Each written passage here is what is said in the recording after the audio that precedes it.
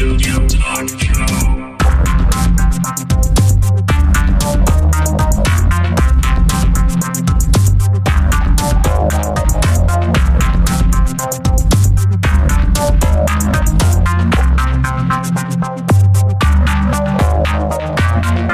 Visual Studio Talk Show.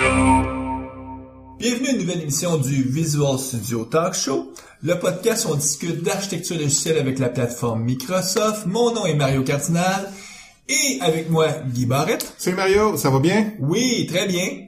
Guy. Oui. Puis c'est notre invité Étienne Tremblay. Salut Étienne. Bonjour. Aujourd'hui, on va parler de Visual Studio Team Services. Oui. VSTS. VSTS pour les intimes.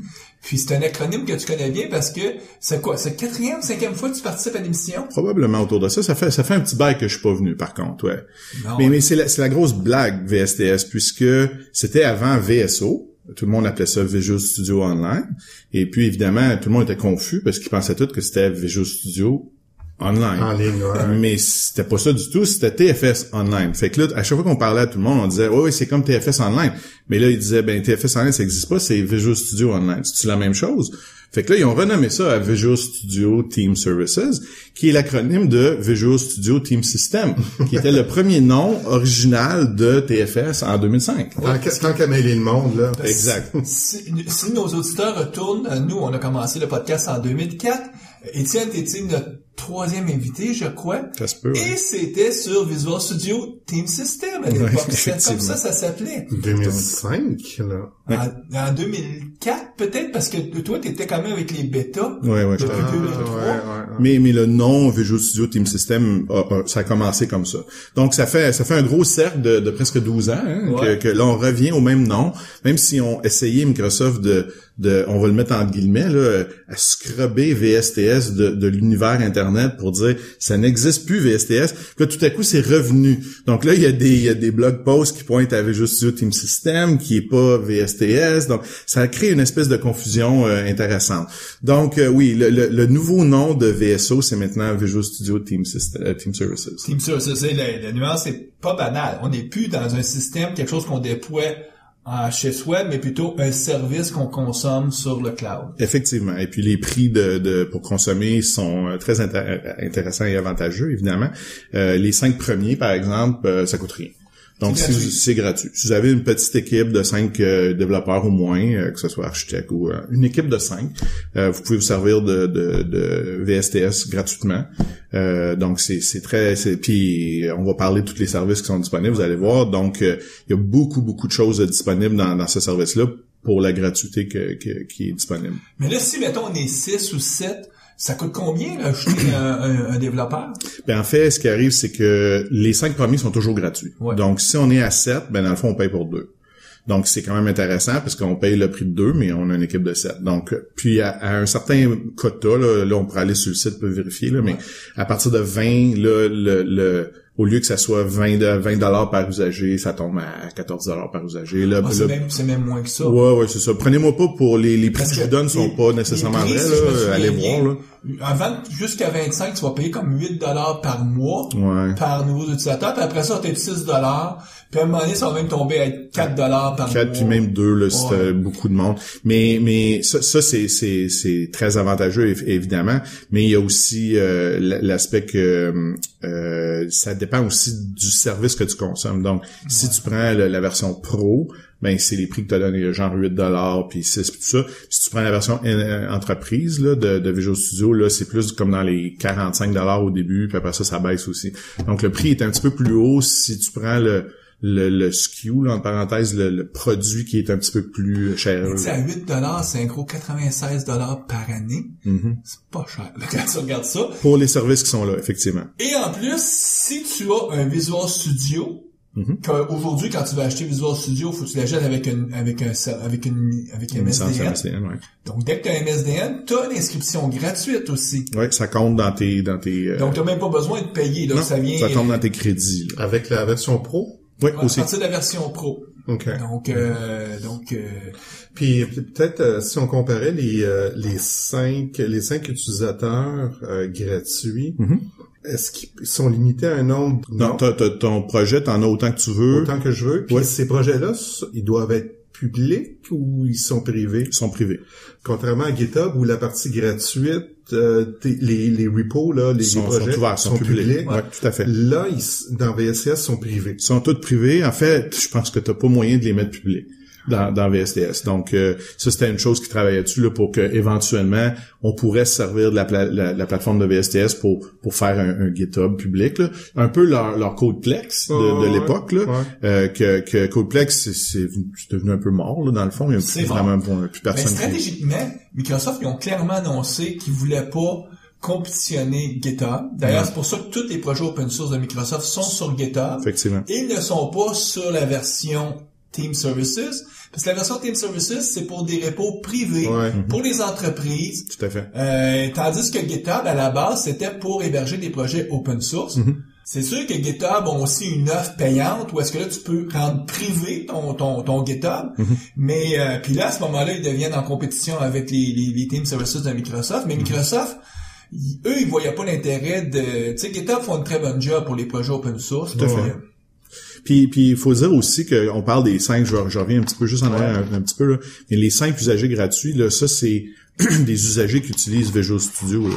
Si on a des usagers par exemple qui vont juste consommer des systèmes de travail, les regarder tout ça reste gratuit tout le temps là. Fait que tu peux avoir 5 développeurs puis 10 personnes qui vont regarder les systèmes de travail, tout ça, puis c'est correct, là, ça va marcher, là. Donc, souvent, tu sais, tes clients, là, qui veulent être capables juste de voir, ton backlog, tout ça, eux, ça va être gratuit parce qu'ils ont pas besoin d'être en mode édition. Édition, exact. Mais là, on a déjà commencé à parler du pricing, mais, par exemple, imaginons que quelqu'un lui, c'est même nouveau, là. Team Services. Donc, Visual Studio Team Services, qu'est-ce que c'est cette affaire-là? Tu l'as dit d'entrée de jeu, ce n'est pas Visual Studio. Donc, ce n'est pas un environnement intégré de développement. Donc, tout à fait. Puis, en fait, on peut comparer VSTS à TFS, puisque TFS étant Team Foundation Server, qui est la version qui est installée que toi t'installes. Donc, t'installes ton SQL Server, t'installes ton serveur, t'installes TFS, tu configures ta sécurité, donc, tu t'occupes de tout. OK? C'est vraiment... Il aurait pu appeler ça TFS on the cloud. C'est la version sur le cloud. Il aurait pu tout à fait appeler ça TFS online, puis ça aurait été bien correct. Mais l'équipe de branding, comme on les connaît, ils aiment ça, appeler ça comme ils veulent bien. Mais donc, c'est TFS, c'est toi qui maintiens tout. Tu installes ton serveur, tu gères les updates. Il y a des updates de TFS à tous les 3 mois maintenant à peu près. Tu gères les updates, faut que tu les mettes à jour, faut que tu fasses tes backups, faut que tu gères tout. VSTS, donc Visual Studio Team Services, ça c'est dans le cloud, c'est dans l'offre Azure, on reviendra à ça, mais ça reste que c'est dans le cloud, donc tu n'installes rien, tu configures. À part la sécurité, là, ajouter qui a le droit à ton projet, t'as pas besoin de gérer les backups, t'as pas besoin de gérer l'installation du serveur, les upgrades, tout ça. Le service, par contre, se met à jour à toutes les 3 semaines à peu près. Donc, l'équipe de Microsoft travaille, puis ils rajoutent des nouvelles features à toutes les 3 semaines. Ils ont des sprints de 3 semaines. Ça implique qu'il y a de la disturbance dans la force un peu, ok? C'est que ça arrive des fois que ça tombe parce que ou certaines features marchent pas parce qu'ils mettent des affaires à jour. Puis quand on va dans VSTS, faut qu'on soit prêt à ça. Faut qu'on soit prêt à dire peut-être que ça va être down pour une couple d'heures. C'est moins vrai maintenant que c'est un service payant. C'est moins vrai, mais ça arrive quand même. OK? Puis il faut être prêt à ça. Parce que, bon, si on l'a installé nous-mêmes, c'est sûr que ça peut planter dans notre environnement chez nous aussi. Mais si on va dans le cloud, ben on est un peu à la merci du fournisseur. Comme tous les produits cloud. On s'entend, là? Donc, ceci dit, ça reste que c'est un service, comme tu le mentionnais, pas mal robuste. Ça brise presque jamais. Si on regarde, nous autres, on le suit quand même depuis plusieurs années. Là, mettons, si on regarde la dernière année, au total, ils ont été quoi? Peut-être 5 heures down? Ouais, c'est dur parce que des fois ça tombe. Des fois ça tombe quelques minutes, puis bon, si on va sur le site en ligne, on peut savoir là, s'il est up ou down. Là, fait que ça ça bouge là quand même, faut dire c'est pas rock solid là, on va dire, mais ça arrive que ça tombe, mais c'est relativement bon là. Je veux dire, c'est sûr que on premise ou quand nous on l'a installé, c'est plus stable puisqu'on y touche généralement pas. Donc à moins qu'on ait un problème de réseautique ou on a un problème de machine, ça marche tout le temps. Souvent c'est ça en entreprise, là, c'est qu'il y a un problème au niveau du network là, puis pouf, pendant une couple d'heures Nous dans notre startup, on utilise la version justement en ligne de Visual Studio Team Services. Ça fait quoi, 18 mois qu'on est dessus. Bon, pour tout ce qui est gestion des codes sources, ça m'est jamais arrivé que j'ai voulu utiliser le gestionnaire de code source Git. Donc, tu sais, c'est pas souvent que tu viens te pousser vers ta branche master donc ça, on n'a jamais eu de conflit. Puis, j'essaie de mémoire, y a-tu une fois, je suis arrivé, j'étais pas capable d'aller sur le site web, par exemple, pour mettre à jour mes systèmes de travail. Je suis pas capable de m'en souvenir. Donc, c'est arrivé, en tout cas, ça a pas eu un impact du genre, j'étais dans la merde, là. Par contre, vous êtes on est deux. Vous êtes c'est deux. On n'est pas comme 70. Puis vous dormez aux 8 heures par nuit. Donc, tu sais, il y a des probabilités qu'il y a des affaires qui arrivent quand... Puis Microsoft l'ont dit de toute façon. C'est triste un peu, mettons, pour le reste du monde, mais leurs changements relativement majeurs, ils les font la nuit US. Donc, c'est sûr que ça va peut-être frapper plus le monde en Europe ou en Inde, là. Ceci dit, ça reste que... c'est quand même faut que tu fasses tes changements, puis il y a un certain SLA là que tu t'attends à avoir du service à un bon niveau, puis c'est généralement bon. En tout cas pour nous, en tout cas dans un modèle startup, c'était vraiment... T'allais dire pour le prix, hein, ouais, c'est un peu gratuit, fait que je vais dire une équipe de deux, ça pas ben chialé. Si on compare, c'est quoi les compétiteurs? T'as Jira d'un côté, t'as une offre aussi, je pense, de IBM. En ligne? En ligne, même pas, hein? Pas ça, non. Donc, t'as quoi? T'as Jira, t'as GitHub mais GitHub, tu sais, c'est gestion de code source. Non, c'est pas un compétiteur à VSTS. Tu sais, on peut rappeler un peu les qu'est-ce que ça fait? Qu'est-ce que ça fait VSTS, puis avec quoi on peut vraiment comparer ça? Tu sais, TFS puis VSTS, ils ont les mêmes choses. On peut faire les mêmes affaires. Donc, si on veut comparer les produits internes, tu sais, IBM, ils ont une suite aussi, évidemment. Jira, ça gère des systèmes de travail, mais ça gère pas du code source, là. Ouais. OK? Jira, ça gère pas des builds, gère pas des... Ils ont pris un gestionnaire de code source Git, puis ils l'ont jumelé dans leur offre. Ça, c'est bravo, le open source. OK? On va faire un petit package, puis on va appeler ça TeamCity, puis on va mettre Jira, puis un serveur de build, puis un serveur de code source, puis ça va faire comme TFS, mais c'est tous des produits qui viennent d'un peu partout, là, OK? Puis on s'attend que TeamCity, qui s'occupe de ça, c'est la gang de Richard Harper, je pense. Ouais. Donc eux, c'est eux qui disent c'est la version 1 de ça, puis 2 de ça, puis 3.3 de lui, puis 4 de là. Mais c'est eux qui mettent ça à jour. Il y a beaucoup de clients qui vont utiliser Jira. Ils s'en foutent en arrière que ça soit, tu sais, pour eux autres, c'est le service, puis si le service, il y a une certaine cohérence, ils sont heureux avec. Tout à fait. Donc, puis il y a des gens qui sont très heureux avec Jira, puis non, mais si c'est juste pour gérer des systèmes de travail, on s'entend que Jira fait la même chose que TFS ou VSTS, là. Je veux dire, c'est une gestion d'un backlog, puis t'es-tu capable de voir ton sprint, puis gérer ton sprint, puis ton burn down, tu sais. Donc, tu viens de donner un gros bloc de fonctionnalités, gestion des systèmes de travail. Donc, ça, c'est quelque chose qui différencie beaucoup de GitHub. GitHub a pas ce genre d'offre-là, mais Jira là. Gestion des codes sources? Gestion des codes sources, VSTS nous offre 2 modes.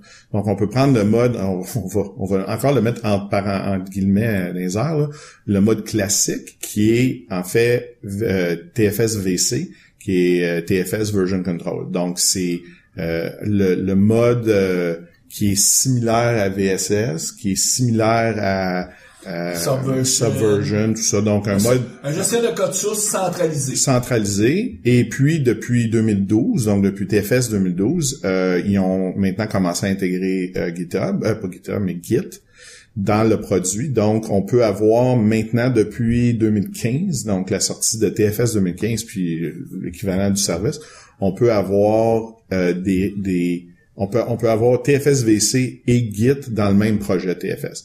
Donc là, faut être clair là-dessus. Ça veut pas dire que on peut faire un check-in dans Git, ou pas un check-in, mais un push dans Git, puis un check-in dans TFS, puis ça va à la même place. C'est vraiment deux choses complètement différentes. Mais il peut y avoir des équipes qui font des petits projets rapides, agiles, qui veulent utiliser Git. Ils peuvent se mettre dans un repo Git dans TFS. Puis ils peuvent aussi, une équipe qui ça fait longtemps qu'elle travaille sur un projet, qui a son code dans TFS VC, ben eux ils ont accès à TFS VC. Donc ça c'est super important. Là. Fait que t'es pas pris quand tu choisis TFS ou Git, t'es pas pris avec un ou l'autre. C'est par projet. C'est ça, c'est par projet. Puis si tu veux plus tard migrer d'un à l'autre, ça c'est une fonctionnalité qui est pas là. Okay? Ça n'existe pas, une fonctionnalité de dire je veux passer de TFS-VC à Git ou de Git à TFS-VC, ça n'existe pas. Il y a un outil qui a été fait par l'open source qui s'appelle GitTF, que lui tu peux faire un get de Git cloner ton repo Git puis le pousser dans TFS-VC ou l'inverse. Donc, tu peux extraire un TFS-VC puis faire un repo Git puis ensuite le pousser dans Git. Mais il y a pas... Ça, c'est comme quelqu'un là, qui a fait une fonctionnalité chez lui, dans sa cave. Là. C'est pas quelque chose qui est supporté là, par Microsoft. Là, okay? Étienne, tu parles beaucoup du fait que il y a les deux types de repository que tu peux avoir, mais la réalité, c'est qu'habituellement, les gens par projet vont choisir un ou l'autre.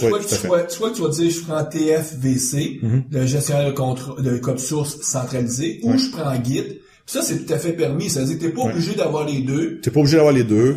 Mais c'est parce que qu'est-ce qui arrive, c'est que surtout le monde actuel, qui ont commencé, par exemple, avec le service il y a 3 ans, 4 ans, comme tu dis, il y avait juste TFVC. Puis là, tout à coup, Microsoft dit, si vous voulez Git, maintenant, vous pouvez l'avoir.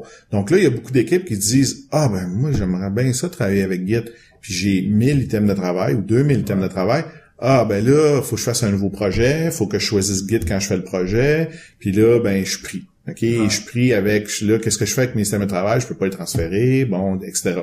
Donc là, maintenant, c'est comme, ça fait longtemps que tu travailles sur le même projet, quelqu'un dit, je veux avoir Git, tu te dis pourquoi, puis là, il faut qu'il te vende sa salade, puis là, quand il t'a vendu sa salade, tu te dis, OK, d'abord, puis là, tu enable Git sur le vieux projet, puis là, ils peuvent maintenant commencer à utiliser Git sur le vieux projet, donc garder tout leur système de travail. Donc, ils perdent pas d'historique là-dessus. Là. C'est plus dans ce mode-là que le fait qu'on peut rouler les deux, c'est intéressant. Mais tu as tout à fait raison que au début d'un projet, maintenant, aujourd'hui, là, tu commences un projet, tu vas choisir un ou l'autre, puis tu vas rester avec ça. Là. Puis si tu choisis un ou l'autre, dans toutes les autres fonctionnalités, est-ce que tu es limité? Mettons, je choisis Git, là, puis est-ce qu'il y a des fonctionnalités qui sont juste accessibles à TFS? Donc, le choix, le fait que c'est intégré dans TFS, ça veut dire que c'est intégré dans toutes les autres affaires, dans toutes les autres sphères du produit. Donc, si on décide, par exemple, qu'on veut attacher un thème de travail à un commit Git, on peut le faire au même titre qu'on peut l'attacher à un check-in dans TFVC. Donc, ça fonctionne. Puis quand on parlera de build tout à l'heure, c'est la même chose. Je peux choisir d'aller dans Git ou je peux choisir d'aller dans TFVC, puis au même titre. Donc l'intégration, c'est ça qui est l'avantage un peu d'aller avec un outil comme VSTS, c'est que quand on choisit ce produit-là, Microsoft nous donne cette intégration-là de bout en bout. Tu sais, on n'est pas pogné avec... Puis, de version en version, il améliore cette intégration-là de plus en plus. Là. Parce que, à quelque part, ils ont toutes les fonctions de base de Git, ils les ont pas reprogrammées. Ils ont pris une implémentation Git open source. C'est la même implémentation Git open source. Ouais, mais c'est surtout dans les autres services comme les systèmes de travail, tout ça. Comme Étienne dit. Fait que là, si on choisit Git, là, on n'est pas un citoyen de deuxième classe, on est au même niveau. Ouais. OK. Excellent. Tout à fait. Il y a beaucoup d'équipes chez Microsoft parce que le produit Team Services est beaucoup utilisé chez Microsoft par les équipes chez Microsoft. Donc, plus la version TFS, là, vraiment la version en ligne. Tranquillement, pas vite, toutes les équipes migrent là-dessus. Puis il y a beaucoup d'équipes là, qui eux autres sont sur Git, là, ils sont pas sur un TFVC forcément. Donc ils voulaient les mêmes fonctionnalités. Tout à fait. Donc là, on a parlé de code un peu. Des systèmes de travail, on en a discuté un peu. Donc les fonctionnalités qu'on a évidemment d'un point de vue système de travail, c'est qu'on a la gestion de notre backlog, qui est quand même important. On a la gestion de nos sprints, donc on peut créer nos sprints, on peut boucher nos systèmes dans notre sprint. Donner des points puis gérer tout notre burn down dans le fond là. Donc, directement. T'as tout un outillage de gestion de projet agile. Tout à fait. Qui est plus agile, on s'entend, oui, Puis ça peut être aussi waterfall, là. Je veux dire, tu gères pas nécessairement un backlog en waterfall, mais tu as quand même une liste de choses à faire. OK, puis tes sprints sont peut-être pas 3 semaines, sont peut-être 6 mois, mais tu peux quand même gérer un projet qui je veux pas utiliser nécessairement le mot waterfall parce que de plus en plus tout le monde est pas mal agile, mais ça reste que il y en a qui sont en mode itératif, qui serait peut-être pas agile, scrum. Si tu veux faire du scrum, tu peux. Oui. Puis si tu veux même faire quelque chose qui serait très mettons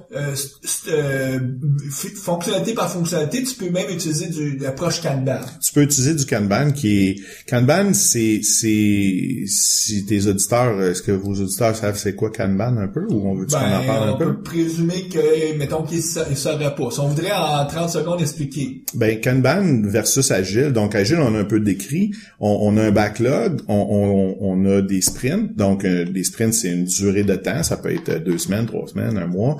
Et puis, on prend donc des items dans notre backlog, puis on dit, on pense qu'on est capable de faire ça dans cette période de temps-là.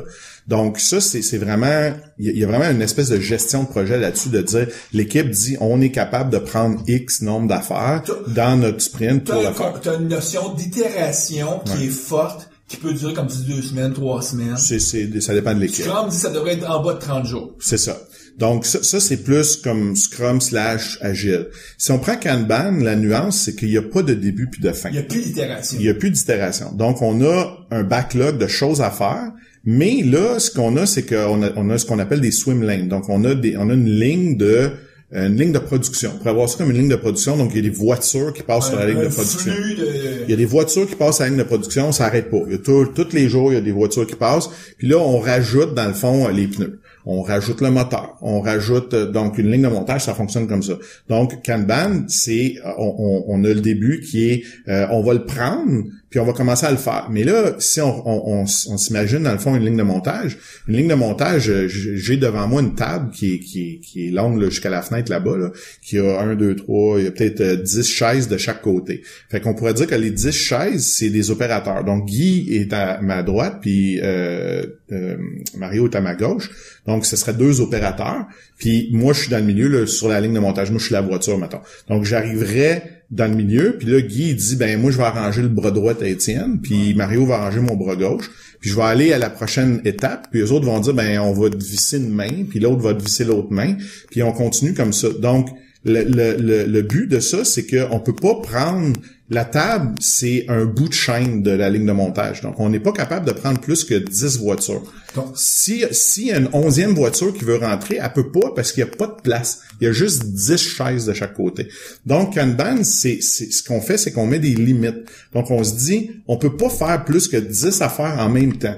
Puis quand ça va arriver à 11, ça va dire, wow, tu peux pas, là. Faut qu'il y ait un auto qui sorte. Faut que ça sorte pour qu'il y ait un autre qui rentre. Donc, Kanban, dans le fond, on se met des limites dans des opérations. Donc, l'opération, c'est, on va coder. On peut pas coder plus que 10 affaires en même temps. Quand on a fini de coder, on l'envoie, par exemple, au test. Là, on peut le sortir de notre bout de track, dans le fond, qui est développement. Puis, on peut prendre un autre item de développement parce que l'équipe de test, elle a son autre bout de chaîne qu'elle, elle teste, par exemple. L'analogie que tu donnais au début avec une chaîne de production, c'est que les approches Kanban sont nées justement au Japon. Tout à fait. Avec les Toyota, pour pas les nommer, qui utilisaient beaucoup ça. Ouais. Maintenant, on l'applique au domaine du logiciel. Puis l'exemple le plus typique qu'on pourrait dire où on utilise du Kanban, c'est souvent quand on fait de l'évolution, de la maintenance. De la maintenance. C'est exactement ça. Je corrige des bugs, donc là, il arrive un bug, il rentre dans ma moulinette, puis il suit son flow. J'étais chez certains clients, puis je leur recommandais Kanban quand certains clients où est-ce que leur flux d'entrée de problème, c'est comme le feu. OK, il y a comme tout est en feu. OK, fait que là tout est en feu. Fait que là je leur dis, là ils me disent tout le temps, ouais, mais là c'est mon équipe qui fait du développement, qui règle les bugs de la production. Puis là ils réussissent jamais à finir leur sprint parce qu'il y a tout le temps des affaires de production qui arrivent. Fait que j'aurais dit vous gérez mal vos affaires. Ce qu'il faut faire, c'est qu'il faut mettre l'équipe de pompiers. Okay, comme tu dis, l'équipe de maintenance, là, ça peut être 2 personnes, ça peut être 3 personnes, Ceux-là, là, eux autres, ils fonctionnent en Kanban. Il y a de quoi qui rentre, réglé, sort-les. Il rentre, sort. Puis quand t'as fini, il y a plus de feu, là, ben tu prends un vieux bug, tu le rentres, puis tu le règles. Puis là, ça peut être une équipe rotative, c'est-à-dire que tu as une équipe qui est l'équipe agile, mettons, qui travaille sur le projet. Cette équipe-là mettons, on va prendre un chiffre, sont 5 qui travaillent là-dessus. Mais là, à la fin du mois, tu en as 2 qui étaient sur l'équipe de pompiers, 5 qui travaillent. Là, tu peux les faire une rotation. Tu en envoies 2 autres sur l'équipe de pompiers, puis les 2 autres reviennent sur l'équipe de projet pour le prochain sprint. Comme ça, tu ne fatigues pas. Puis 2, ben, ça te permet de voir c'est quoi les problèmes. Puis quand ces équipes-là, ces coéquipiers-là reviennent, ben là, ils peuvent dire, crime, quand on fait des affaires dans la main, il faudra faire attention parce que ça cause des problèmes plus tard dans notre ligne de montage. Donc, ça te permet un peu de gérer les feux, puis laisser l'équipe qu'il faut qu'ils produisent le résultat du sprint, ben les laisser travailler. Nous autres, tu as 2 ressources allouées au feu. S'il arrive, mettons, au même moment, 3 choses que les utilisateurs voudraient qu'on corrige, il y a de la tâche juste pour 2, il y a juste 2 ressources. Donc, prioriser lesquelles des 2 premières, puis après ça, on fera la 3e après. C'est ça. C'est un peu l'approche Kanban qui dit, ben là, c'est limité. Tu peux pas, c'est ça. Parce que si tu laisses les 68 problèmes devenir des priorités numéro 1 le lundi, c'est sûr que tout le monde va travailler juste sur corriger des feux, puis tu n'avanceras pas ton c'est ça qui arrive généralement. Okay? Donc, tu peux avoir une approche mixte, justement, avec TFS ou VSTS. Tu peux avoir une approche mixte où est-ce que t'as une équipe qui fonctionne en Kanban, elle. Donc, elle a un backlog de choses, de bugs à corriger, puis il y a un autre backlog, ben c'est on gère des sprints. Voilà. Donc on peut faire les deux, c'est inclus dans le produit. Donc un des axes très importants de Visual Studio Team Services, c'est justement la gestion de projet itératif, agile ou en mode Kanban. Puis l'outillage est vraiment, on peut dire, rendu assez très mature parce que c'est pas hier qu'on commençait ça. Là. Ça fait déjà... C'est depuis la première version là, que c'est disponible, mais c'est sûr que ça a changé beaucoup là, depuis, parce que bon, on s'entend que la version web, c'était une version d'un third party qu'ils ont acheté, qu'ils ont mis en 2008. Après ça, ils ont créé leurs propres affaires en 2010. Et c'était un peu une réplication de ce qu'il y avait dans l'autre. Tu dis 2008, on est en 2016. On voit que c'est pas, comme je dis, c'est pas hier, là. C'est un produit qui a exact. Qui a beaucoup là, le look, ou si tu veux, les fonctionnalités comme ils sont là, c'est à peu près depuis 2012. C'est à peu près depuis 4 ans, là. Là, ils commencent à améliorer. Tu sais, on peut mettre des petites couleurs, on peut choisir différents niveaux, là. Mettons qu'on veut faire la gestion de portfolio, là, on peut faire des épiques maintenant, puis des features, puis tout ça. Donc, c'est des choses qui ont rajouté au fil du temps qui n'étaient pas disponibles avant, là. Mais ça reste que la vue du backlog, la gestion du burn down, tout ça, c'est à peu près 4-5 ans, là, ça commence à être assez... Mais c'est des vues assez classiques. Mais ouais. À peu près tous les produits ont ces mêmes vues-là, puis parce que si tu mettrais côte à côte un Jira ou un Team Services, ben, ça fait la même chose.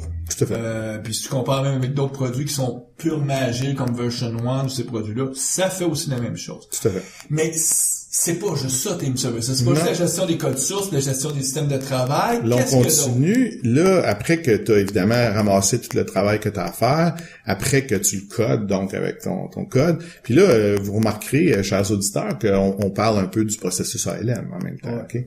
Donc, Microsoft regarde le processus Application Lifecycle Management, donc et la gestion continue là, de logiciels. Puis si on regarde l'éventail, ben là, on est après qu'on a construit.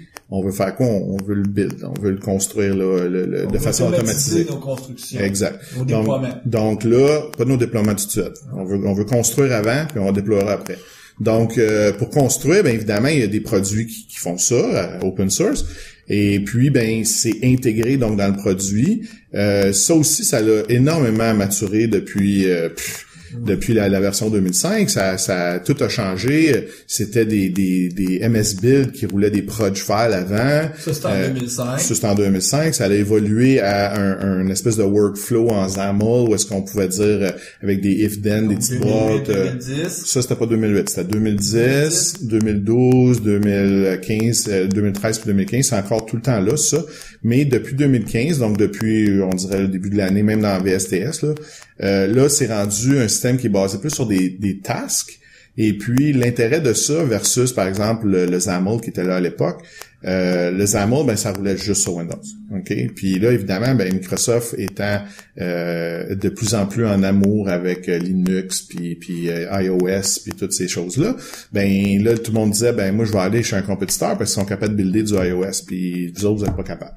Donc là Microsoft évidemment dit ben nous on veut faire ça. Donc il y a maintenant un système d'agents que tu peux installer sur un Mac, sur une machine Linux ou sur Windows. Et puis, basé sur cet agent-là, quand tu vas envoyer des tâches, ben les tâches sont faites en JSON, donc ils roulent sur Node.js là, particulièrement, puis ça va compiler. Là. Donc, ce que tu es en train de nous dire, c'est que le nouvel engin de build, grosso modo, le service, lui, il reçoit une commande, il dit fais-moi une construction, fais-moi un build, mais il va relayer les tâches à des agents qui pourraient être déployés sur différentes machines, dont des machines même à l'interne chez toi, des machines qui peuvent être des Mac, des Linux. Puis donc c'est multiplateforme. Même dans des fermes de Mac et Linux, où est-ce qu'il y a des services avec Xamarin là, que tu es capable de tout faire ça maintenant. Puis avec l'achat de Xamarin, ben ils ont encore, ça va être encore plus intégré toutes ces choses-là. Là. Puis effectivement, donc tu touches à un point intéressant ici, Mario, c'est que VSTS, on l'a dit depuis tout à l'heure, c'est cloud. Donc c'est en ligne, ça vit dans Azure, pas chez vous. Donc quand tu y vas, ben tu as besoin d'une connexion Internet puis tu t'en vas là-bas. Mais là, tu as mentionné, hey, tu peux builder ça chez vous. OK. Oui, on peut builder ça chez nous. Faut installer un agent, donc, dans une machine chez nous, puis le pointer vers le service. Et puis, comme l'agent fonctionne en mode pull, c'est lui qui demande à TFS, est-ce que j'ai quelque chose à faire? Puis ça se fait relativement vite, donc on n'attend pas. Il va aller toutes les minutes, par exemple, direct. C'est moins que des minutes. C'est 5 à 10 secondes, là. Mais tu sais, j'ai-tu de quoi à faire? Non. J'ai-tu de quoi à faire? Non. Donc, ça prend pas énormément de bandwidth, là. Mais l'intérêt, c'est que, donc, on peut rouler ça à l'interne chez nous. On peut en rouler un, gratuit. Ça fait partie du service. Mais si on en veut plus, là, il faut payer. Okay? Ça, c'est un surplus de ton $8 par mois. Exactement. OK? Puis l'autre chose, c'est que si on se sert du build, donc, qui est disponible dans VSTS. Parce qu'il y en a un qui roule aussi sur le cloud. C'est ça. Il est hosté. Donc, il y a des machines de build qui sont eux-mêmes dans un cloud de machines de build.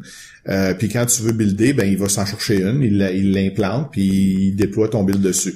Ça rend ça unique parce que à chaque fois que la machine est réutilisée, dans le fond, il prend un snapshot, il fait ton affaire, puis après ça, il la flush. Donc, t'as jamais le code source de ton voisin là, dans ton instance à toi.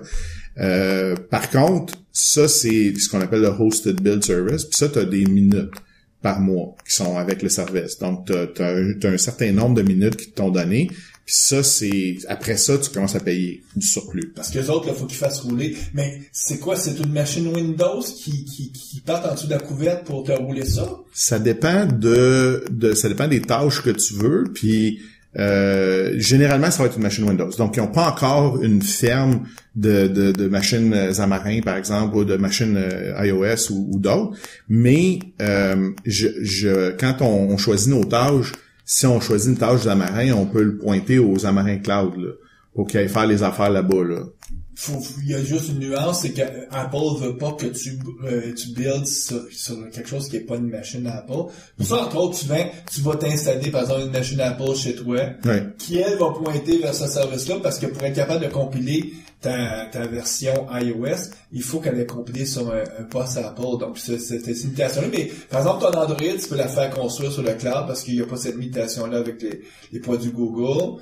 Et puis donc à quelque part c'est un service, c'est une offre qu'ils ont. C'est une offre, ça fait partie du service. C'est pas gratuit parce que là tu utilises du CPU puis le CPU ça coûte de quoi? C'est ça. Donc mais c'est gratuit jusqu'à un certain niveau. Tu sais t'as X nombre de minutes qui t'ont donné, puis après ça ben tu commences à payer. Je sais qu'avec un MSDN professionnel, je pense que c'est une centaine de minutes, puis une entreprise, c'est 240 minutes.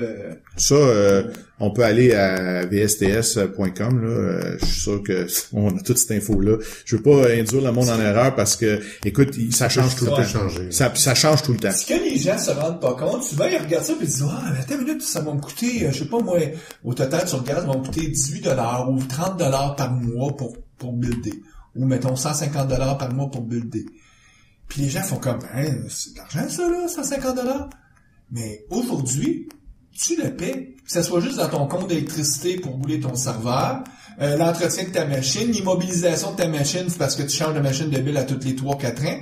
Donc, il y a comme un coût caché que les gens voyaient pas, ou en tout cas qui était pas dans leur face, mais que là, les Microsoft sont obligés de te le dire. Dis-moi, tu sais, si je te roule ça. Mario, je vais te ramener en 1992, ouais. quand t'étais jeune puis t'avais des cheveux qui étaient pas tout blancs, là. En 1992, moi, j'ai commencé à travailler pour une compagnie qui s'appelle EDS, si vous vous souvenez à l'époque.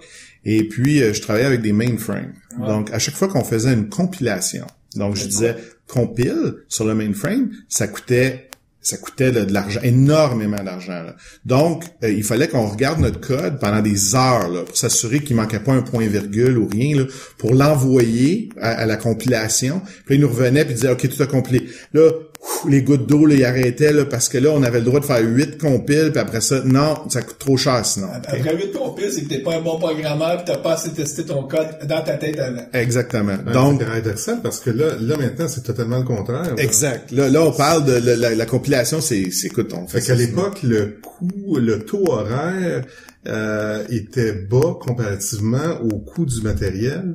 Ouais. Puis là, maintenant, c'est tout à fait le contraire. Hein? Exactement.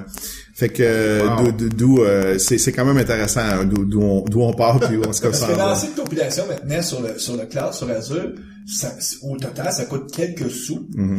Il y a même des gens qui ont essayé, par exemple, on a oublié la compilation, mais juste faire une recherche Google, puis ensuite dire quantifier ça coûte combien de recherche Google. Quand tu tapes le mot dans Google, là, toi, là, ben il y a un coût à ça, ça prend un peu de CPU quelque part. Puis je sais que c'est des fractions, des petites fractions de sous. Mais il faut que quelqu'un le paye. Même quelque chose. Quelqu'un le paye, c'est ça. Puis c'est effectivement le cas, nous, quand on compile, ça coûte de quoi? Exact. Mais ça coûte tellement peu cher que on lance la compilation, puis on nous revient en disant, hey, t'as fait un bug, t'as une erreur là. Donc, ce qui est intéressant du nouveau système de tâches, c'est que, dans le fond, on peut créer nos propres tâches. Et puis, la communauté peut créer les propres tâches. Les tâches qui sont utilisées par l'engin de build. Okay? Moi, je t'ai mêlé avec les tâches qu'on peut mettre dans un système de travail. Non. Je parle des tâches qu'on utilise dans le système de build. C'est bien qu'on fasse la nuance. Donc, on peut faire nos propres tâches. Nos propres tâches, dans le fond, on peut les faire en Node.js, on peut les faire en jQuery, parce qu'on veut qu'ils roulent sur multiplateformes. On peut les faire en PowerShell, par exemple. On peut les faire en toutes sortes de choses. Puis, tu sais, c'est sûr que d'un certain degré, on dit à notre tâche, quand on la crée, qu'elle peut juste rouler sur une machine Windows, par exemple. Pour pas que la tâche qui est une tâche PowerShell, par exemple, elle essaye de se rouler sur une affaire iOS, et va dire non, ça marchera pas. T'sais. Mais par défaut, Microsoft, il y a à peu près quoi, une centaine de tâches? Il y a au moins une centaine de tâches. Il y en a pour tous les goûts. Puis la tâche universelle qui s'appelle fais-toi un script PowerShell, puis là, ben, dis ce que tu veux que ça fasse. C'est ça. Donc la tâche universelle, comme tu dis, qui roule en PowerShell. Puis il y a aussi la tâche universelle pour Linux qui roule moins en bash. Puis pour iOS aussi, ça roule du bash, je pense. Parce qu'il y a rien. C'est ça, puis bientôt, même sur Windows 10, tu vas pouvoir dire roule-moi un bash, parce que... Tout à fait. Donc, mon Juste Dieu. Pour nos auditeurs qui sont perdus, c'est parce que dernièrement, Microsoft a annoncé qu'il intégrait dans Windows 10 le sous-système Linux, donc tu vas pouvoir être capable d'avoir un command line aussi bash dans Windows 10, donc c'était... je hoche la tête actuellement. Vraiment, c'est parce qu'il y a beaucoup de développeurs c'est ça qu'ils connaissent, puis Microsoft, ils veulent juste être sûr que, quelle que soit ta langue que tu parles, nous, on va la parler. Donc, si toi, t'aimes le command line, t'aimes faire du VI, on va te le donner. Pourquoi s'ostiner? Vas-y, mon VI. Ouais. Vas-y, mon VI. Moi, je reviendrai pas à VI, parce que j'ai fait moi ça non quand j'étais à l'université, puis, mais bon... Mais je vais chez des clients qui sont encore dans des builds XAML, par exemple, et puis ils sont encore sur 2010, par exemple, ils sont encore sur 2012. Puis là, ils me disent on veut upgrader à 2015 bientôt, tout ça, tu sais, on veut faire des nouveaux builds, comment on devrait faire ça? Puis il faut, dans le fond, il faut essayer de faire le plus possible en PowerShell et puis de pas modifier le XAML dans le fond. Pour que plus tard, quand on arrive dans le nouveau système, dans le fond, comme tu dis, on prend la tâche PowerShell puis on dit exécute, puis voilà, ça va exécuter les mêmes affaires qu'on faisait. Mais si on a des auditeurs qui sont, mettons, sur 2012 et 2013 surtout, surtout en 2013, t'avais les une tâche que tu pouvais exécuter qui était une tâche PowerShell avant ou après ton XAML. Après ton build. Fais du PowerShell parce que tu vas pouvoir utiliser ça tel quel quand tu vas migrer vers 2015. Ça va être très facile à migrer. Donc ça, effectivement, modifiez pas le XAML. Ça c'est la règle d'or, là, modifiez pas. C'est fini, c'est mort, là, ça. Exact. Et Microsoft le garde là comme pour garder puis peut-être qu'ils vont le garder encore pendant 10 ans de temps, mais c'est juste pour s'assurer que ceux qui avaient un patrimoine dans XAML soient pas laissés comme des orphelins. Puis ce qui est intéressant, c'est qu'on peut aussi exécuter des builds XAML via même en même temps là. Puis on peut garder nos serveurs XAML 2013, 2012, puis les connecter à 2015, ça va fonctionner. Ça fonctionnera pas avec en ligne, par contre, là, mais ça va fonctionner avec l'on-premise. Donc là, on a vu qu'on peut gérer le code source, on peut gérer nos systèmes de travail, et on peut gérer aussi nos constructions automatisées pour, justement, builder des unités de déploiement. Est-ce qu'on peut même gérer notre déploiement? Donc, depuis un an, pas un an, depuis le début de l'année, depuis début 2016, maintenant, on va revenir en arrière un petit peu. En 2013, Microsoft a acheté InRelease, qui est un produit de InCycle. Qui est une firme qui était justement basée à Montréal. Les fondateurs, on les connaît bien. On a même fait des podcasts avec Claude Rémillard. Effectivement. Donc, ils ont acheté le produit InRelease parce que ils étaient en train de travailler sur une nouvelle version de Release Management. Et puis, il était, à l'époque, en 2013, il était 2-3 ans avant d'arriver là. Donc, Microsoft nous donnait plein de choses, d'où on faisait notre compilation automatisée, tout ça. Puis là, ça arrêtait. C'était comme le Grand Canyon, là. Tu sais, il y a un gros trou, là. Là, j'ai un build, là, je fais quoi avec ça, là, tu sais? Là, j'aimerais ça, avoir un petit peu de métrique de je l'ai envoyé ou c'est qui a dit qu'il pouvait aller là, bon, toutes ces choses-là quand on a besoin de la gestion du release dans le fond. C'est ça, t'as parlé de release management, mais c'est sûr qu'il y a des auditeurs, là, mettons qu'il y a des auditeurs, eux autres, ce qu'ils font, c'est des sites web, puis ils font du Xcopy, ils déploient en Xcopy. Oui, ils utilisent Publish dans Visual Studio. Ouais, ils publish, puis là, ils nous écoutent puis ils disent, c'est quoi le problème? Mais pourquoi tu aurais besoin de gérer ta livraison en déploiement? Puis la réalité, c'est qu'en entreprise, ce n'est pas simple comme ça. Tu t'envoies pas déployer directement sur la machine de production, là. Non. Tu vas avoir des tests, puis à un moment donné, tu vas avoir même une acceptation par le client et ultimement, probablement peut-être des phases de formation, puis à un moment donné, on va mettre en production. Puis tout ça, c'est un long workflow qui peut s'étirer sur plusieurs semaines. Puis comme tu disais, il y avait un certain canyon. C'est-à-dire que quand tu arrivais à vouloir faire ça, c'était comme, faites-le à la mitaine. Prenez Excel. Ouais. Puis mais Mario, je suis sûr, moi, que je suis un auditeur, puis je dis, moi, je fais juste un petit site web, je m'en fous pareil, du release, OK? Mais l'intérêt, quand même, c'est de savoir que, après que tu as construit, t'aimerais ça que ça se déploie tout seul. Puis que ça se déploie tout seul, oui, mais que ça te le dise que ça l'a déployé puis que ça l'a fonctionné. Donc, tout ce que tu as dit, c'est même ceux qui ont des scénarios super simples, vous allez aimer ça, le release management, parce que ça peut... Tu peux déployer juste à une machine, qui est ta production, si tu veux. Puis si tu es sur le cloud, tu peux te servir ton release manager, pas juste pour déployer, mais pour construire ton environnement sur le cloud. Donc, toujours avoir un environnement clean. Exact. Donc là, on parle, on tombe dans du DevOps. On tombe du DevOps un petit peu. Donc, évidemment, si on commence à parler de DevOps, on parle du fait que VSTS, donc, ça roule dans Azure. Ça fait partie de l'infrastructure Azure. Donc, VSTS voit toutes les machines. On fait une petite pause, Étienne, avant d'embarquer dans tout le DevOps. Oui. On va finir les fonctionnalités. Non, avant de finir les fonctionnalités, juste l'histoire de, ça fait partie de l'offre Azure. Puis les gens pourraient dire, Azure, c'est, grosso modo, Microsoft offre du compute, du stat processing, ils ont une offre de service, tu sais, il y en a à peu près, il y en a 500, en tout cas, Guy, toi, t'es un MVP Azure, il y en a tellement que même tu dis, j'ai pas le temps de toutes les suivre parce qu'il y en a trop. Ouais. Mais dans toute cette offre-là, il y en a une qui est centrée autour des développeurs. Donc, entre autres, il y a une semaine, il y a un mois, on a fait une émission sur Application Insight, mais on parlait aussi de Hockey App pour être capable de gérer tous les déploiements sur les appareils mobiles. C'est une autre nouvelle offre du côté Azure. Et dans cette offre-là, il y a le fameux Visual Studio Team Services. Puis pour Microsoft, c'est stratégique d'avoir une offre du côté développeur parce que si se compare, mettons, avec Amazon n'est pas très, très présent dans cet espace-là parce qu'on se le cachera pas. Dans le cloud, il y a 3 gros compétiteurs. Amazon d'un côté, Google de l'autre et Microsoft. C'est les trois joueurs. Puis chacun aimerait ça être le leader dans son marché. Puis Microsoft, sa force a toujours été à un moment donné d'avoir la relation étroite avec les développeurs. Puis on dit, ben nous, on va offrir beaucoup de services aux développeurs parce qu'on les veut de notre côté. Et on sait qu'Amazon, c'est pas leur tasse de thé. Je dis pas qu'Amazon n'ira pas dans cet espace-là, puis essaiera pas d'être... Ouais, mais Amazon, c'est quand même beaucoup plus du IaaS que de toutes les autres affaires. IaaS pour infrastructure, donc d'héberger des machines virtuelles. Exact. Donc, sont reconnus pour ça. Ils ont commencé là-dedans, puis bon, OK, on leur enlèvera pas ça, mais... Le petit mot, c'était ça. C'est-à-dire que l'offre pour les développeurs, pour Microsoft, elle est importante. Et là-dedans, il y a les team services, sur quoi on parle. Exact. Puis, on va revenir à ça, mais je reviens donc au release. Donc, Microsoft a acheté en 2013 InRelease pour faire, dans le fond, un pont sur le Grand Canyon pour dire, ben, regardez tout le monde, on a une offre qui fait du release. OK? Donc, ils ont acheté ce produit-là qui faisait la job comme il faut. Je m'en suis servi chez une offre qui était très ciblée pour la grande entreprise. Ouais. Qui utilisait aussi du XAML, qui utilisait aussi un workflow là à la limite, qu'on pouvait draguer des tâches, fais-moi un serveur IIS, c'est un peu de la construction là de notre déploiement. Puis encore, moi j'allais chez mes clients, je leur disais vous draguez une boîte qui roule du PowerShell.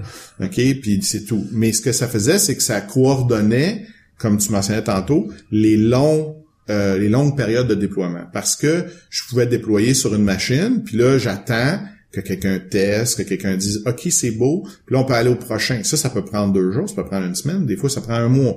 Puis là, ça va sur la machine de pré-production. Puis il faut qu'il y ait peut-être des sign-off, que quelqu'un... Exact. Donc, le produit nous donnait cette opportunité-là de faire des sign-off, tout ça. Donc, pendant ce temps-là, pendant qu'il y avait cette offre-là pour leurs clients, parce qu'il y avait rien, donc là, oui, on a quelque chose. Là, ils travaillaient sur une nouvelle offre qui est, dans le fond, qui était jumelée avec la nouvelle offre de Build aussi, qu'on parlait il y a quelques minutes. Donc, où est-ce que c'est tout basé sur des tâches. Donc, dans RM 2015, ou est-ce que dans VSTS... Ce qui existe aujourd'hui sur Team Services, c'est la nouvelle offre. C'est la nouvelle offre. Ce qui était avant existe ça encore? Oui, c'est encore disponible. C'est encore disponible. RM 2015, tu peux l'installer, tout ça. Puis si toi, tu as une grosse infrastructure dans laquelle tu as tout déployé des agents, puis tu fais du in-release de bout en bout, t'es peut-être pas prêt à aller à la nouvelle offre comme ça. Là. Surtout si tu as comme fait des workflows là-dedans, puis tu as manipulé des affaires, c'est pas facile. Et en fait, il y a aucune façon de faire une migration. Il va falloir que tu te réécrives des scripts PowerShell puis que tu exécutes ça. Mais la majorité de nos auditeurs, mettons que les autres s'intéressent plus à déployer vers le cloud, tout ça, le produit est vraiment ciblé pour simplifier le déploiement vers le cloud. Tout à fait. Puis ça intègre, dans le fond, toutes les fonctionnalités d'Azure, qui est déploiement un site web Azure, ou bien maintenant les nouveaux systèmes IaaS dans Azure Resource Manager, où est-ce qu'on peut dire, j'ai une template JSON qui dit, je veux créer une machine virtuelle avec XYZ, on peut lui donner ça à notre release, puis il va tout de suite créer une machine virtuelle dans Azure. Et tiens, on n'est pas surpris que Microsoft ait fait que ce soit extrêmement facile de jumeler ton système Microsoft avec l'offre Azure. Mais mettons que moi, je l'héberge sur du Amazon. Oui. C'est-tu facile? FTP. Ouais. Donc, ton site web, comment tu déploies actuellement sur Amazon? Donc, t'as toutes les tâches que tu t'attendrais à avoir dans une infrastructure classique sont quand même là. Ouais. Donc, Microsoft va juste mis ça plus facile si tu vas aller vers Azure, parce que les autres, ils veulent que tu sois un utilisateur d'Azure. Mais, si tu veux, tu peux toujours prendre des bonnes vieilles techniques pour faire... Tout à fait. Ce qui arrive, c'est que on s'entend là que Amazon étant un fournisseur de machines virtuelles, ben comment tu déploies ton site web maintenant? Potentiellement, t'as 2 choix. Soit que tu installes un agent sur ta machine virtuelle dans Amazon, puis là, tu exécutes peu importe ce que tu faisais pour déployer sur ta machine locale, tu le déploies dans la VM sur Azure, sur Amazon et ou sur Azure. Je pourrais avoir une machine Azure, une machine virtuelle Azure dans laquelle j'ai mis IIS qui est disponible sur Internet, tout ça, puis je déploierais via MS Deploy, par exemple. Je peux quand même faire ça. Sur ta machine Linux, tu partirais la tâche, ta machine Linux qui fait ton déploiement. Donc, peu importe comment on fait actuellement, il n'y a rien qui nous empêche de faire exactement la même chose. Ce qui arrive, c'est qu'Azure nous donne aussi un niveau plus haut, donc PaaS, Platform as a Service, nous donne l'option, dans le fond, de dire j'ai un service web, puis c'est un zip qui contient tout mon service web, puis qui est dans un format MS Deploy. Tiens, Azure, déploie-le-moi pour moi. OK? Puis là, dans Azure, évidemment, on peut mettre là, les valeurs de nos fichiers de config qui vont être remplacés, puis bon, tout ça. Ça, c'est une offre PaaS de Azure. Et évidemment, comme le produit VSTS est intégré à beaucoup de services Microsoft, il nous offre l'intégration au service PaaS de Azure. Donc, on va déployer notre site web de façon très facile et où, encore une fois, je disais tout à l'heure, les templates. Juste pour aider nos auditeurs, t'as utilisé l'acronyme PaaS, ça veut dire Platform as a Service, qui est la version plus intelligente que Infrastructure as a Service. J'utilise le terme plus intelligent, Guy, là, c'est vraiment plus intelligent, mais différent. T'as une couche d'abstraction, une couche de service. C'est ça, t'as plus d'offres. Mais surtout, on s'entend, à long terme, ça va coûter moins cher rouler des cycles de CPU en PaaS que de les rouler en Infrastructure as a Service. Bien sûr. Parce que t'as le coût de la VM qui roule, t'as le coût du OS, puis dans l'autre, tu peux tout abstraire ça pour amener ça à sa plus simple expression. Qui est mon site web. Donc, Microsoft sait que sur 20, 30, 40 ans, leur offre plateforme, qui aujourd'hui prend les leaders, en tout cas Google peut les compétitionner, mais Amazon ont de la misère à les compétitionner cette offre-là. À long terme, ils devraient gagner du côté plateforme. Mais pour amener les gens vers plateforme, il faut que tu aies une relation avec les développeurs, d'où pourquoi ils offrent cette offre-là sur Azure de Team Services et tout, parce que le but, c'est je vais travailler même avec des développeurs, puis je vais rendre ça super facile de déployer des solutions en format PaaS, parce que à terme, pour moi, je suis le gagnant sur cette plateforme-là, et je veux surtout m'amener à avoir plus de pourcentage d'utilisateurs qu'Amazon, parce qu'aujourd'hui, Amazon a quoi, 60% du marché peut-être, Microsoft 30%, puis Google 10% à peu près, je me surroche là. J'ai aucune idée. Puis peut-être que c'est même rendu 50-40 parce qu'on sait que Microsoft rattrape jour après jour. Puis absolument quand Microsoft a une cible qui se court après quelqu'un, ils sont bons. C'est quand ils deviennent leaders en avant qu'on a misère à garder le cap. Toujours. Mais on dirait que c'est probablement des défis tout le monde. Pour Amazon aussi, c'est dur de rester en avant puis pas se faire rattraper par un Microsoft là, dans le monde du cloud.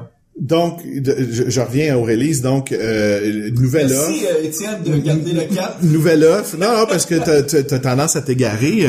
Puis moi aussi, d'ailleurs, mais là, c'est moi l'invité, donc j'essaie de nous ramener dans le sujet. Donc, release, nouvelle offre de release qui, de façon intéressante, utilise, dans le fond, les mêmes tâches que le nouveau build. Donc, parce que le service, dans le fond, de release n'était pas disponible encore au début de cette année. Il y a beaucoup des tâches qui étaient des tâches de déploiement qu'on pouvait ajouter à notre build. Donc, on pouvait dire compile, roule un PowerShell. Puis by the way, pousse-le donc dans le service de web service de Azure. Mais dans le fond, tu veux pas nécessairement faire ça avec chaque build. Tu peux vouloir faire ça avec chaque build quand tu veux faire de l'intégration continue ou du déploiement continu, mais généralement, tu vas avoir comme un peu une barrière qui est là la dev là ou tester ça là, avant que je l'envoie en production. Mais là, Étienne, si je m'en vais, mettons, sur le service de Team Services, puis que là, je vois que OK, j'ai le code, j'ai les systèmes de travail, j'ai mes builds et j'ai tout ce qui serait le déploiement. Mais déploiement puis build, c'est-tu identique un pour un ou il y a quelque chose de plus du côté déploiement? Dans le fond, il y a les barrières dans le fond. C'est que d'un point de vue déploiement, on peut créer des environnements. Donc il y a des environnements que tu n'auras pas dans les builds. Non. Donc tu peux créer des environnements, puis dans chaque environnement, tu peux exécuter un ensemble de tâches qui peut être différent d'environnement à environnement. L'intérêt, c'est que il ne soit pas différent. Donc, qu'est-ce qu'on veut dire par environnement, là? Pour rendre ça concret, là, c'est mon environnement de test, mon environnement d'acceptation, mon environnement de pré-prod. Donc, encore une fois, c'est sûr que t'es une petite shop, t'as 2 personnes, t'as pas d'overhead, là, OK? Tu fais tes affaires, puis tu dis, envoie-le en prod, là, puis tu pourrais le faire de façon continue, dire, quand il y a un build de mon site web qui part, je m'en vais du côté release, puis je dis, quand il y en a un, là, qui part là, puis qui a fini, puis il est correct, il est pas brisé, là, déploie-le direct en production. Puis ça, tu peux faire ça, puis ça marche très bien, puis tout est intégré, puis il y a pas de problème. J'ai un blog, quand je crée un nouveau blog puis que je le pousse, là, je l'ai pas sur le prod, là, je m'en vais pas déployer dans un environnement de test pour vérifier si ça va bien, hein, parce que ça serait overkill de faire ça. Tu fais pas des tests d'acceptance. Mais fais attention, parce que toi, tu produis du contenu. Ouais, donc ton contenu est pas testé. Tu rajoutes du contenu à une application existante. Là, on est en train de faire l'application qui va hoster tes blogs. Ouais. Donc, évidemment, si tu modifies ton engin de blog puis tu le déploies, ben tu veux t'assurer que tes blogs d'avant sont encore là, que ça n'a pas flushé ta BD, que tout est encore fonctionnel. Mais mettons que j'aurais modifié mon CSS. Ouais. Puis que là, mon CSS ferait que mon site web devient pas beau. Il devient tout croche. Pendant 10 minutes, en tout cas, le temps je m'en rends compte, je recorrige tout ça, je serai en production avec ce problème-là. Voilà. Puis ça c'est pour ça que les gens habituellement se font des environnements différents pour faire des tests. Puis c'est plus vaste que ça. En entreprise, c'est pas juste pour s'assurer qu'il n'y a pas ça, c'est que souvent tu as des gens qui vont accepter, vont dire oui, cette nouvelle version-là, je veux bien qu'elle s'en aille en production. Puis souvent, avant même d'aller en production, il va y avoir des phases de formation parce que tu peux pas mettre en production la nouvelle version du centre d'appel si t'as pas formé tes gens qui reçoivent des appels parce que là, ils vont être le nouveau système, le bouton est plus à la même place. Eux autres, ça servait CTRL-C, CTRL-1, 2, puis là, ça marche plus de même. Là, tu formes les gens parce que tu veux toujours garder le même niveau. Par exemple, ton centre d'appel, s'il a l'habitude de recevoir, je sais pas, moi, 50 appels à la minute, ben, faut pas que tu dises à 49, on s'excuse, là. On fait une mise à jour de logiciel, on répond plus à vos appels. Voilà. Surtout pour le 911 et tout ça. Ouais. Donc, donc, avec le release, on est capable de faire une gestion des environnements, puis on est capable de faire aussi une gestion de qui accepte le déploiement et puis qui accepte que le déploiement c'est bien fait. Donc, on a comme deux barrières. On a une barrière qui est pré-déploiement, qui dit « Hey, by the way, là, je vais flusher tout ce qu'il y a ici. Est-ce que tu es d'accord? » Puis là, tu dis oui. Et là, ça va écraser ou déployer, faire ce que tu fais quand tu déploies normalement. Et puis après ça, ben quand ça l'a déployé, tu peux aussi décider de mettre une barrière qui est, ben là, on a vérifié, on a cliqué sur l'URL, puis ça apparaît, puis tout est encore beau. Puis là, je peux l'envoyer, par exemple, au prochain environnement. Puis la beauté, là, tout à l'heure, t'as dit tout s'attache. C'est-à-dire que, en même temps que t'as quelqu'un qui dit oui, moi j'autorise, on est capable de savoir toutes les lignes de code, tous les systèmes de travail, les lignes de code. Ouais. Donc, tu sais, à un moment donné, si on viendrait en arrière, imaginons qu'on créerait un désastre, puis là, on dirait, bon, on veut comprendre qu'est-ce qui s'est passé, mais on est capable de comprendre, dire, ben, c'est ce code-là qui s'est retrouvé dans ma machine de production. Pourquoi il manquait, je sais pas, moi, tel fichier? Ben, maintenant, on serait capable de retracer. Actuellement, c'est un bon système automatisé. Il en manquera pas de fichiers. Exact. Parce qu'il n'y a plus d'opérations manuelles. C'est ce qu'on veut éviter. On va enlever les opérations manuelles. Ben, en fait, c'est ce qui arrive, c'est que comme industrie, on a un peu changé aussi parce que on avait tendance, par exemple, à faire un gros produit. Puis là, quand on réglait un problème qui était comme un DLL, on poussait le DLL, OK? Puis là, on disait, hey, on veut pas toucher aux autres affaires, on va juste pousser le DLL. Mais là, l'impact de ça, c'est quoi? Tu sais, ça a-tu brisé d'autres choses? On sait pas. Donc maintenant, c'est pour ça qu'on parle de build maintenant. Un build, c'est toute l'affaire. Souvent, on poussait un DLL, et là, pendant les mois qui suivaient, il arrivait des problèmes, au fur et à mesure, on s'en rendait même pas compte c'était dû à cette DLL-là, puis là, on essayait en tout cas, puis on se retrouvait avec un système des fois totalement instable. Donc, c'est important de voir que le build, c'est tout le site qui est déployé à chaque fois. Donc, quand on fait un changement, puis on teste tout le site en même temps, OK? Donc, donc ça c'est le release, c'est les fonctionnalités qui sont disponibles. Puis, la dernier morceau, dans le fond, c'est que maintenant, on peut aussi faire des tests en ligne. Donc, dans VSTS, on a un hub, une section qui est pour les tests. Donc, on est capable de faire des tests automatisés, pas automatiser, les tests manuels, donc les écrire, là, ouvre le site web, clique ici, fais ça. On est capable de l'exécuter. Il part un petit browser à côté, puis on peut exécuter puis dire oui ou non, tout ça. La nuance, si je te suis bien, on parle là, de tests fonctionnels. En tout cas, tests fonctionnels. Dans les yeux de l'utilisateur, parce que depuis toujours, on pouvait rouler des tests unitaires, puis les automatiser, puis les rouler on peut toujours, parce que c'est une bonne pratique. Voilà. Mais ce qui manquait, c'était d'être capable de rejouer des tests, parce que finalement, c'est pas juste que tu pourrais les faire manuellement, mais tu vas voir comme t'enregistrer puis les rejouer. Oui. Puis tu peux, en fait, les enregistres pas. C'est vraiment un test manuel. J'ai une liste d'épicerie. ouvre le browser, ça a marché, clique. T'as Je fais ça, quelqu'un qui fait les tests. c'est ça, qui fait les tests manuels. Par contre, t'as du auditing de ça. Donc ça, c'est le run, quand toi t'as exécuté le test, puis t'as dit ça passe ou ça passe pas, c'est attaché au build. Donc là, le build, maintenant, tu as de l'information. Il y a quelqu'un qui a roulé un test manuel, puis il a dit que ça marchait pas, puis il a créé un bug, par exemple, qui est attaché au même build. Puis là, on a cette traçabilité-là qui vient avec tout ça. Puis évidemment, les tests automatisés sont attachés au build. Les tests que tu fais automatiser, intégrés sont attachés au build. Donc, tu as tout ça là puis tu peux faire des tests après le déploiement. Exécute des tests automatisés Selenium pour builder mon site web, attaché au release, fait que là, on sait que le release a fonctionné, des tests qui ont roulé, tout ça. Donc, une des grandes raisons pourquoi Microsoft a voulu acheter Xamarin, outre le fait que l'environnement, c'est qu'il y avait une super suite d'outils pour être capable d'automatiser des tests fonctionnels justement sur tous les types de machines. de téléphones. Parce qu'il y en a du mobile, là, des variantes. Là, juste Android, il y a peut-être 20 000 variantes possibles. Donc, c'est tellement dur qu'à un moment donné, tu sais, je pourrais pas faire ça à la main. Il faut que j'automatise. Puis eux, avec travailler un produit, puis là, tout d'un coup, pouf, ça fait partie maintenant de l'offre d'Azure parce qu'ils ont acheté Xamarin. Voilà. Et puis, ils ont décidé que, comme ils l'avaient acheté, il était pour le donner à tout le monde. En plus. Ben, pourquoi qu'ils le donnent? C'est parce qu'ils veulent qu'un jour que tu sois en train de déployer sur Azure. Parce que la fin de ça, ils sont capables d'investir beaucoup d'argent en se disant, nous, ce qu'on veut, c'est établir une relation à long terme avec toi, parce qu'on veut que tu déploies sur Azure. Parce que le jour où tu commences à déployer sur Azure, tu vas être avec nous pour les 300, 500, 1000 prochaines années. Et là, on va faire beaucoup d'argent avec toi. Ben, c'est ça l'idée. Écoute, c'est des gros dollars. Guy, tu nous expliquais, je pense, c'est toi, que juste pour les data centers, Microsoft investit 15 milliards de dollars. 15 milliards, ouais. Wow. Puis, tu sais, pour eux autres, à ce moment-là, de dire, OK, on rajoute 1 milliard dans le ball game pour offrir gratuitement aux testeurs, puis leur dire, regardez, là, si vous faites ça, vous allez pouvoir aisément aller vers Azure. Ça fait peut-être toute partie de l'offre unifiée, là. Fait que ça, Mario, ça conclut le tour. Les tests, ça a été un petit peu rapide, là, mais ça reste que tu peux faire des tests dans le nuage, tout ça. Puis les tests, ça, c'est assez nouveau. Release management, donc le déploiement, c'est très nouveau de cette année. Le nouveau build, donc avec les tâches, c'est très nouveau aussi. Puis juste pour finir avec les tests, dans le fond, tu peux, si tu roules ça dans Chrome, tu peux ajouter un ajout pour faire des ce qu'on appelle les tests exploratoires.